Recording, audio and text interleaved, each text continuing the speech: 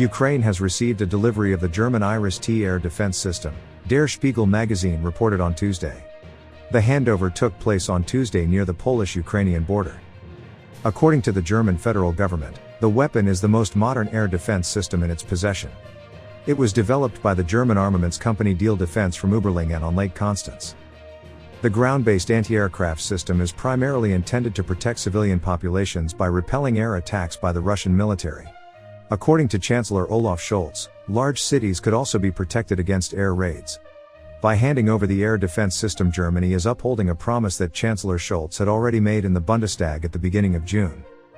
Most recently, German Defense Minister Christine Lambrecht promised an early delivery on Monday. The first handover was originally planned for November, according to Der Spiegel magazine. 3 more Iris-T systems are to be delivered to Ukraine sometime next year, although an exact date is not yet set as the anti-aircraft weapons have yet to be manufactured. Russia pounded cities across Ukraine during rush hour on Monday morning, killing civilians and knocking out power and heat, in apparent revenge strikes after Russian President Vladimir Putin declared a blast on Russia's bridge to Crimea to be a terrorist attack, showing how urgently such protection is needed in Ukraine. The anti-aircraft missiles can hit targets up to 20 kilometers high and 40 kilometers away. Their range is thus significantly greater than, for example, that of shoulder-launched anti-aircraft missiles such as the Stinger anti-aircraft missiles also supplied by Germany to Ukraine. Zelensky asks for urgent supply of air defense weapons.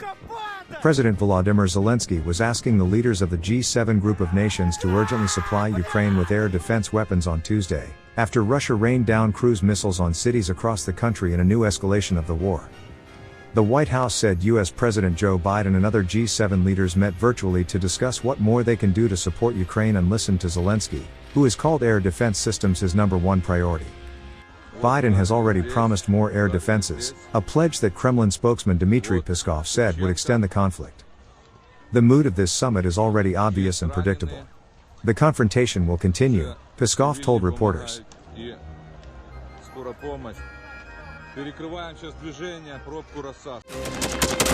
Thanks for watching, and don't forget to subscribe. Also, if you want to support Warthog Defense, please become our member and get early access to new videos, exclusive members-only videos, and become administrator in comment section. The membership link is in the description. Every day. We had a guy last week, it's 6 rescues in 6 days. He's doing the job every day.